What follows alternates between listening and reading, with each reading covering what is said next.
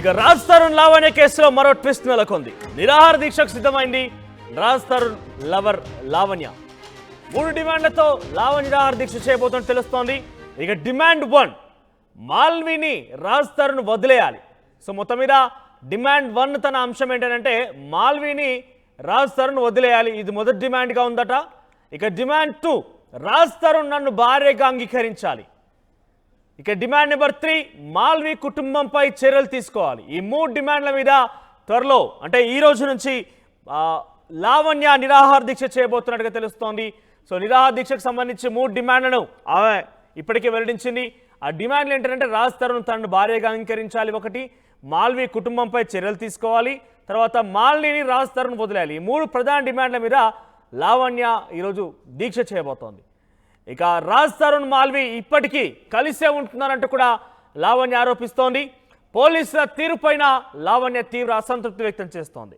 పిఎస్లో ఫిర్యాదు చేసిన ఇన్ని రోజులవుతున్నా రాజ్ తరుణ్ మాల్విలను వారు విచారించకపోవడం అనేది తనకి ఆవేదన గురి చేస్తున్నట్టుగా లావణ్య పేర్కొంటోంది. లావణ్య ఫిర్యాదుతో A1గా రాజ్ తరుణ్ని, A2గా మాల్విని, A3గా మాల్వి సోదరుణ్ణి నార్సింగి పోలీసులు చేర్చారు. సో మొత్తం మీద లావణ్య తనకు న్యాయం జరగాలంటూ ఈ రోజు నుంచి దీక్షకు దిగబోతోంది. 3 ప్రధానమైనటువంటి డిమాండ్లతో నిరాహార దీక్షకు లావణ్య పూనుకోబోతోంది. సో రాజ్ తరుణ్ తన దగ్గరికి తిరిగి రావాలి, రాజ్ తరుణ్ మాల్విని వదిలేయాలి, మాల్వి కుటుంబీకులపై చర్యలు తీసుకోవాలి. ప్రధానంగా ఈ 3 డిమాండ్ల మీద ఆవిడ నిరాహార దీక్ష చేయబోతున్నారు. మరి తన నిరాహార దీక్ష ఎక్కడ చేస్తారు, ఆ దీక్షకి ఎవరు మద్దతుగా నిలుస్తారు, పోలీసులు తన దీక్షకి ఏ రకంగా సహకరిస్తారో లేదంటే తనకి ఎటువంటి న్యాయం చేస్తారో చూడాల్సిన అవసరం అయితే ఉంది. ఎస్, మనతో పాటు జాయిన్ అవుతున్న ప్రతినిధి పెట్రిషియా. ఎస్ పెట్రిషియా, సో నిరాహార దీక్షకు గల కారణాలు ఏంటి అని చాలా క్లియర్గా డిమాండ్స్ అయితే ముందు పెడుతున్న పరిస్థితి కనబడుతోంది. కానీ ఇది నిరాహార దీక్ష ఎక్కడ చేపట్టబోతున్నారు, పోలీసులు దీనికి న్యాయం చేకూర్చే అవకాశం కనబడుతోంది నిరాహార దీక్షకి. సో తన డిమాండ్స్ ఏంటి, దానికి సంబంధించి అప్డేట్స్ ఏ రకంగా ఉన్నాయి? ఎస్, రాజ్ తరుణ్ లావణ్య కేసులో మరో ట్విస్ట్, రోజు రోజుకి సీరియల్ ట్విస్ట్ మాదిరి ఇవన్నీ నెలకొంటుందని చెప్పొచ్చు. అదే విధంగా హంగర్ స్ట్రైక్ కి సిద్ధమవుతున్న లావణ్య ప్రధానంగా 3 డిమాండ్లు నాకు ఉన్నాయి. మాల్వి రాజ్ తరుణ్ ని ఖచ్చితంగా వదిలేయాలి.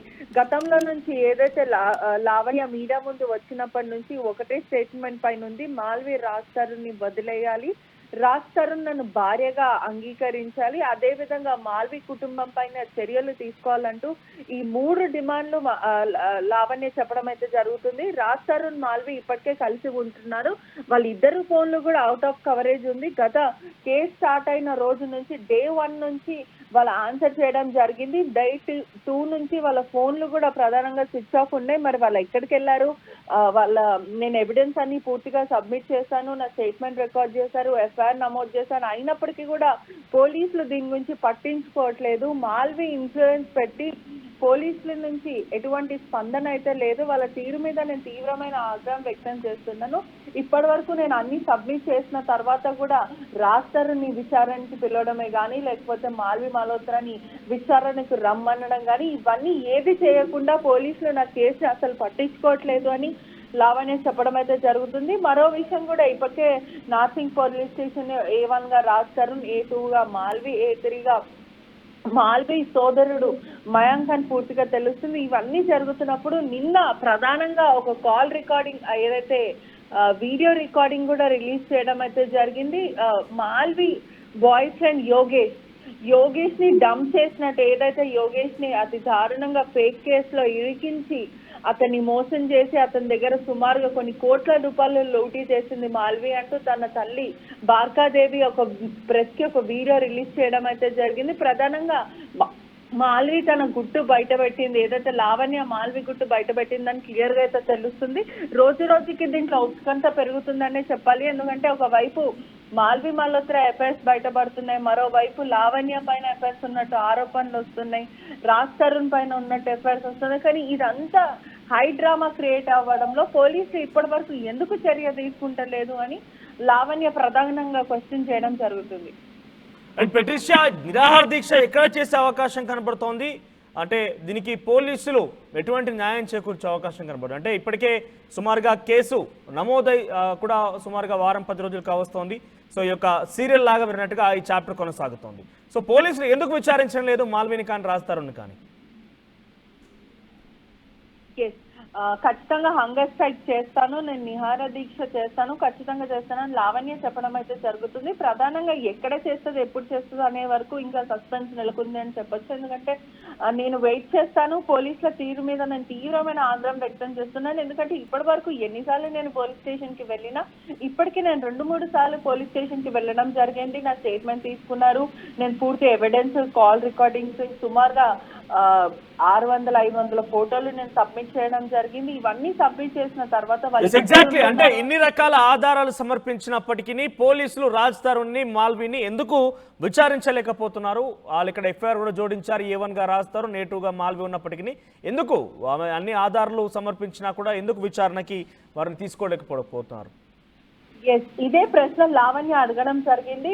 వాళ్ళిద్దరు ఫోన్లు కూడా అవుట్ ఆఫ్ కవరేజ్ ఉంది, స్విచ్ ఆఫ్ ఉంది. మేము లొకేషన్ ట్రాకింగ్ చేస్తున్నాం. వాళ్ళు ఆన్ చేసిన వెంటనే మాకు లొకేషన్ ట్రాక్ అవుతుంది. దాని ద్వారా మేము వెళ్ళి పట్టుకోవడానికి ఉంటుంది. వాళ్ళు ఎక్కడున్నారో అని ఆచూకీ తెలుస్తుంది. ఇప్పటి వరకు వాళ్ళిద్దరు అబ్స్కాండింగ్, ఎక్కడున్నారు అనేది కూడా పూర్తిగా తెలియదని పోలీసుల వర్జన్ నుంచి వస్తుంది. అయినప్పటికీ కూడా లావణ్య పోలీసులు చేసే పని కూడా నేను ఆల్రెడీ చేసేసాను.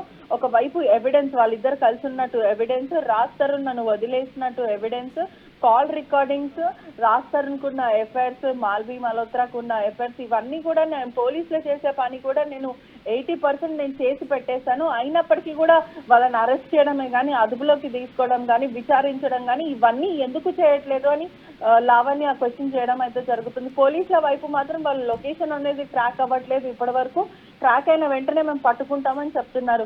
ఒకవైపు రాజ్ తరుణ్ ఫోన్ కి మీడియా కానీ లేకపోతే ఆర్టీవీ కూడా కాల్ చేసే ప్రయత్నం చేసినప్పటికీ, మాల్వి మల్హోత్రాని కూడా కాల్ చేసే ప్రయత్నం చేసినప్పటికీ కూడా వీళ్ళిద్దరు ఫోన్లు కూడా అవుట్ ఆఫ్ కవరేజ్ వస్తుంది. ఒకవైపు వాళ్ళు అసిస్టెంట్స్ కూడా కాల్ లిఫ్ట్ చేసే పరిస్థితుల్లో లేరని కూడా పూర్తిగా తెలుస్తుంది. రైట్ పెట్రిషియా, ఇక ఓవరాల్ గా రాజ్ తరుణ్ లవర్ లావణ్య నిరాహార దీక్షకు పూనుకొనబోతున్నారు. ఇక పోలీసులు కేసు నమోదు చేసి వారిపై ఎఫ్ఐఆర్ ఫైల్ చేసినప్పటికీ విచారణని పిలవడం లేదు. కొన్ని కావాలనే వాళ్ళ అలసత్వం చేస్తున్నారు. పోలీసుల తీరు పట్ల, రాజ్ తరుణ్ వ్యవహారం పట్ల నాకు ఆవేదన ఉంది కాబట్టి డెఫినెట్గా నాకు న్యాయం చేకూర్చే విధంగా నిరాహార దీక్ష పూనుకోబోతున్నట్టుగా లావణ్య చెప్తోంది. ఇక ప్రధానంగా 3 డిమాండ్లు లావణ్య ఇటు చెప్పడం జరుగుతోంది. డిమాండ్ 1 ఏంటంటే మాల్విని రాజ్ తరుణ్ వదిలేయాలి. ఇక డిమాండ్ 2 రాజ్ తరుణ్ పూర్తిగా కూడా లావణ్యని భార్యగా అంగీకరించాలన్నట్టుగా లావణ్య డిమాండ్ చేస్తుంది. ఇక డిమాండ్ నెంబర్ 3 మాల్వి కుటుంబీకులపై చర్యలు తీసుకోవాలి. ఈ 3 ప్రధాన డిమాండ్ల మీద లావణ్య నిరాహార దీక్ష కూర్చోబోతున్నారు.